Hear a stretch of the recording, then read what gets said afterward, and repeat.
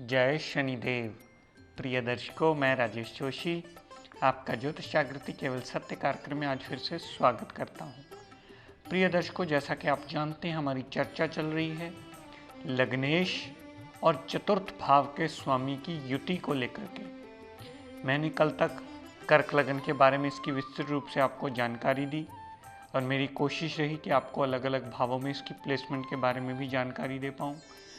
प्रिय दर्शकों, एक बात सदैव याद रखिएगा, दोनों ही ग्रह अपनी दशा अंतर्दशा में आपको अच्छा फल दे सकते हैं, लेकिन फल ये उतना ही देंगे जितना उस ग्रह में डिग्री वाइज बलाबल और क्षमता होगी।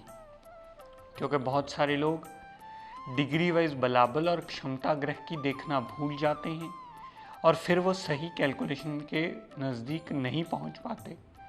अगर ग्रह डिग्री वाइज बलाबल में ना हो, कमज़ोर हो, अस्त अवस्था में हो, 0 डिग्री हो या 28-29 डिग्री तक वो पहुंच जाए उस भाव में, तो भी वो पूर्णतः रिजल्ट देने में सक्षम नहीं होता। ये इस बेसिक विद्या को पढ़ने का मूल नियम है, इसे सदैव याद रखिएगा। अगर ये याद रखेंगे और अगर इस बात को ध्यान में रख कर ही अपनी कैलकुलेशन करेंगे तो सदैव आप सटीक प्रेडिक्शन के नज़दीक पहुंचते चले जाएंगे। ग्रह का बलाबल बहुत इम्पॉर्टेंट रोल प्ले करता है, वो कुंडली का एक स्तंभ गिना जाता है। हम बहुत सारे लोगों की कुंडलियां देखते हैं तो बहुत सारे लोग इस बात में कंफ्यूज्ड होते हैं, सर मेरा तो ये ग्रह उच्च का केंद्र में पड़ा है, सर ये मेरा ग्रह उच्च का त्रिकोण में पड़ा है, ये मेरा ग्रह इतनी डिग्री का ये यहाँ पड़ा है। वो डिग्री देखना ही भूल जाते हैं कि वो ग्रह कितने बलाबल लेकर के बैठा है। और जब बलाबल को हम भूल गए, वहीं हमारी कैलकुलेशन बिगड़नी शुरू होगी। तो आज अपनी इसी श्रृंखला को कंटिन्यू आगे करता हुआ प्रिय दर्शकों, लग्नेश और चतुर्थेश की युति को बात आगे करते हैं। सिंह लगन की कुंडली, ये सिंह लगन की इसलिए बनी क्योंकि लगन में ही 5 नंबर लिखा है और 5 नंबर सिंह राशि मानी जाती है, जिसके स्वामी ग्रह सूर्य देव माने जाते हैं। सूरज देवता ने मंगल देव को क्या दिया? सूरज देवता ने मंगल देव को चौथे भाव का स्वामी बनाया। अब आप ये भली भांति जान चुके हैं प्रिय दर्शकों, लेकिन मेरे बार बार इस बात को रिपीट करने का मतलब ये होता है कि आपको पक्की तरह उस भाव की डिटेल पता चल जाए। और अगर आप ये एपिसोड किसी कारणवश केबल पे ना देख पाएँ, किसी तकनीकी खराबी के कारण या लाइट के कारण, तो कृपया YouTube पर जाकर भी हमारा डेली का अपलोड किया हुआ एपिसोड देख सकते हैं और अपने ज्ञान का चक्षु खोल करके लाभान्वित हो सकते हैं। तो चौथे भाव का स्वामी बने मंगल देवता। चौथा भाव माता, गाड़ी, भूमि, वाहन, मकान, सुख सुविधाएं, हमारी जो भी जमीन जायदाद होती है वो माना जाता है। चौथे भाव को शॉर्ट फॉर्म में सुख स्थान या सुखेश भी कहा जाता है चौथे भाव के स्वामी को। साथ साथ में मंगल देवता को दिया नवम भाव। नवम भाव हमारे पिता का, नवम भाव हमारे भाग्य का, नवम भाव हमारे धर्म को मानने का, नवम भाव विदेश यात्रा का। एक जगह त्रिकोण में मिली मंगल देवता को, एक जगह केंद्र में मिली मंगल देवता को।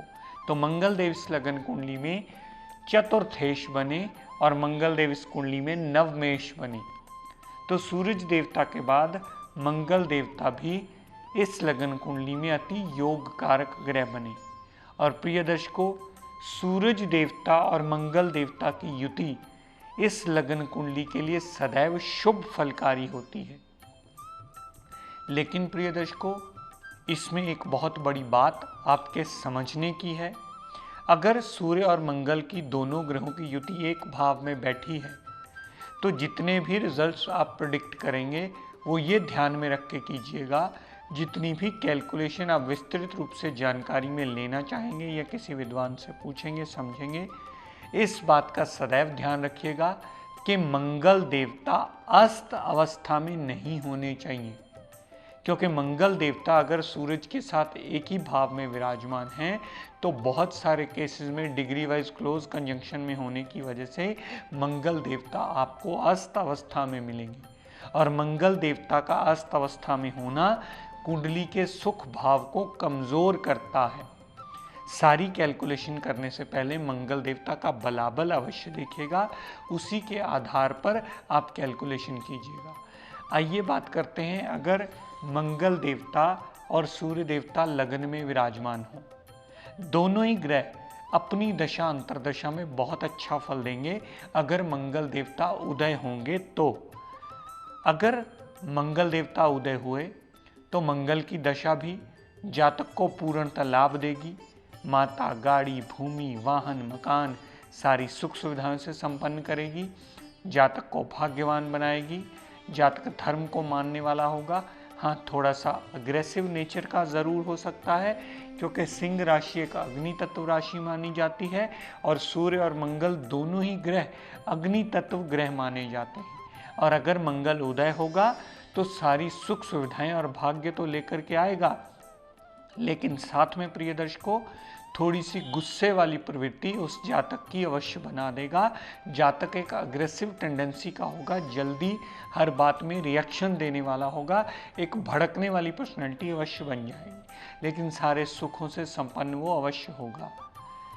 दर्शकों, यही युति अगर कुंडली के दूसरे भाव में पड़ी हो, दूसरा भाव धन कुटुंब वाणी का माना जाता है, दूसरे भाव में पड़े होने से अगर मंगल उदय अवस्था में हुए तो मंगल देवता भी जातक को सदैव परिवार साथ देने वाले सपोर्टिव पिलर बनाएंगे, धन का आगमन होता रहेगा।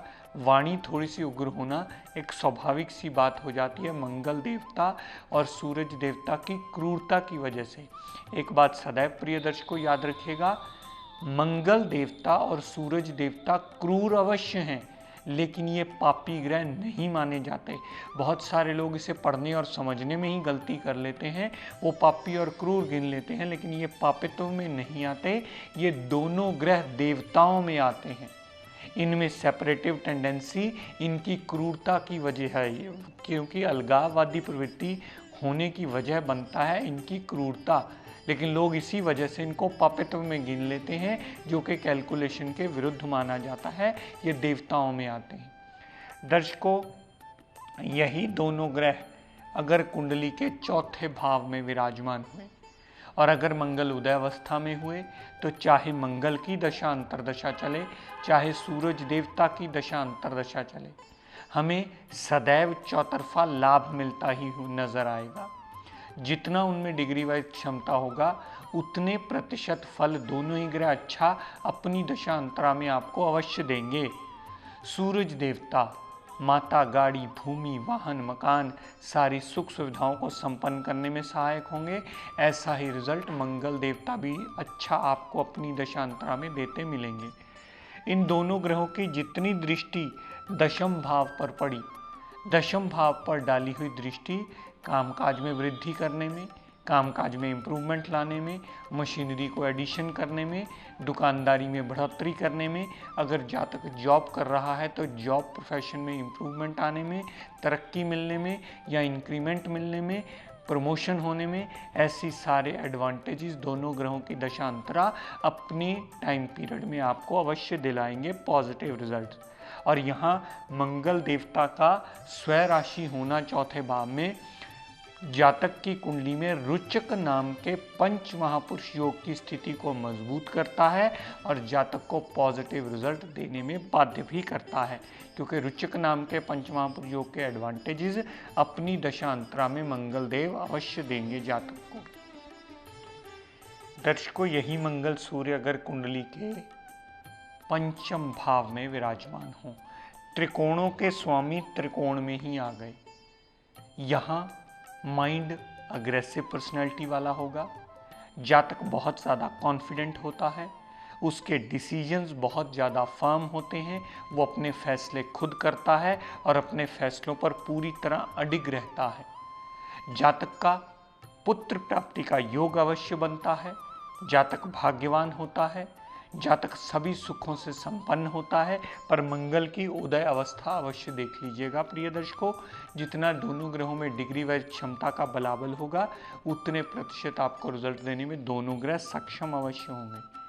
तो अनसर्टेन गेम्स भी होते हैं, लव रोमांस में कामयाबी भी मिलती है, थोड़ा सा अग्रेसिव पर्सनैलिटी होना एक स्वाभाविक सी बात हो जाती है, लेकिन दोनों ही ग्रह अपनी दशांतरा में पूर्ण लाभान्वित अवश्य करते हैं।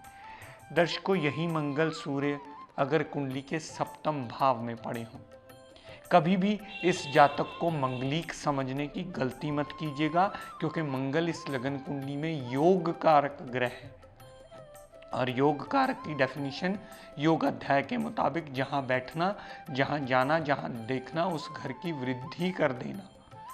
तो यहाँ मंगल देवता इस घर को बचाने का कार्य करेगा। सूरज देवता भी इस लगन कुंडली में अति योग कारक ग्रह होकर के सप्तम भाव में आया है।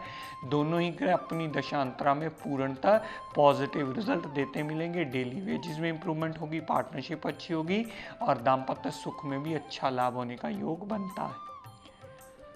दर्शकों, यहाँ सूरज और मंगल अगर कुंडली के नवम भाव में पड़े हों तो सूरज यहाँ उच्च के हो जाते हैं, मंगल स्वग्रही हो जाते हैं। तो दोनों ही ग्रह अपनी दशा अंतरदशा में बहुत ज़्यादा अच्छा लाभ उस जातक को देंगे। पिता से बनती होगी, पिता की केयर करने वाला होगा, पिता के आज्ञा का पालन करने वाला होगा। पिता की आज्ञा का पालन अगर करेगा तो जातक बहुत ज़्यादा सुख सुविधाओं में वृद्धि कर लेगा और जातक एक भाग्यवान जातक माना जाता है, धर्म को मानने वाला भी होता है। दर्शकों, यही सूर्य मंगल अगर कुंडली के दशम भाव में पड़े हों, इन दोनों ग्रहों को यहाँ दिशा बल मिलता है। दिशा बल मिलने की वजह से जातक बहुत ज़्यादा कर्मशील होता है। जातक अपने मेहनत के बलबूते पर अपना काम खड़ा करता है और उसे जीवन भर चलाता है। दोनों की दशांतरा अपनी डिग्री व क्षमता के मुताबिक आपको पॉजिटिव रिजल्ट अवश्य देती मिलेगी। दर्शकों, यही मंगल सूर्य अगर कुंडली के 11वें भाव में पड़े हुए, 11वें भाव में पड़े होने से जातक को लाभ की कमी कभी नहीं आने देंगे। दोनों ग्रहों की दशा अंतरा जातक को लाभान्वित अवश्य करेगी, लाभ की कमी कभी नहीं आएगी, बड़े भाई बहन की सपोर्ट सदा मिलेगी। जातक छोटी मोटी हेल्थ प्रॉब्लम्स होंगी तो उससे निकल अवश्य जाएगा। यहाँ से दोनों ग्रहों ने जितनी दृष्टि पंचम भाव पर डाली तो पंचम भाव संबंधी भी सारे एडवांटेज के रिजल्ट जातक को सूर्य की दशांतरा में भी मिलेंगे और मंगल देवता की दशांतरा में भी अवश्य ही मिलेंगे। प्रिय दर्शकों, एक बात सदैव याद रखिएगा, मैंने तीसरे, छठे, 8वें और 12वें भाव में इनका व्याख्यान नहीं दिया है, क्योंकि दोनों ही ग्रह अगर तीसरे, छठे, 8वें और 12वें भाव में विराजमान हुए, इन 4 भावों में ये ग्रह विराजमान होकर अपनी दशा अंतरदशा में सदैव आपको अशुभता के ही रिजल्ट देंगे, क्योंकि ये भाव अशुभ माने जाते हैं और यहाँ पर आया हुआ ग्रह अपनी दशा अंतरदशा में सदैव आपको कष्ट देता ही मिलता है। चाहे वो दोनों कुंडली के योग कारक ग्रह क्यों ना हो, लेकिन अगर गलत भाव में प्लेस्ड हो जाएं तो अपनी दशा अंतरा में गलत रिजल्ट ही आपको देते मिलेंगे। इस बात को सदैव स्मरण रखिएगा किसी भी कुंडली का विवेचन करने से पहले। यहाँ पर सूर्य भी योग कारक हैं, मंगल भी योग कारक हैं, तो इनका ध्यान रखना आपको बहुत आवश्यक है कि किस भाव में पड़े हैं। तो प्रिय दर्शकों, आज अपनी वाणी को यहीं विराम देता हुआ हम सब के लिए मंगल कामना करता हुआ शनिदेव से ये प्रार्थना करता हूँ कि हे शनिदेव हम सब पर अपनी कृपा दृष्टि, दया दृष्टि सदैव बनाए रखें। जय शनिदेव। मैं रंजना गर्ग जोशी एस्ट्रो ज्ञान गंगा ग्रुप की मेंबर हूँ। हमारे गुरुजी ने कालसर्प योग और मांगलिक जैसे अनेकों वहमों से हमें बाहर निकाला। आप भी इस प्रोग्राम को देख कर अपने कारक रंगों का प्रयोग करके अपनी परेशानियों को कम करना सीखें। दशा, अंतर्दशा और गोचर के अनुसार ग्रहों के उपाय और पाठ करके अपने जीवन को मंगलमय बनाएं, सुखी बनाएं। धन्यवाद।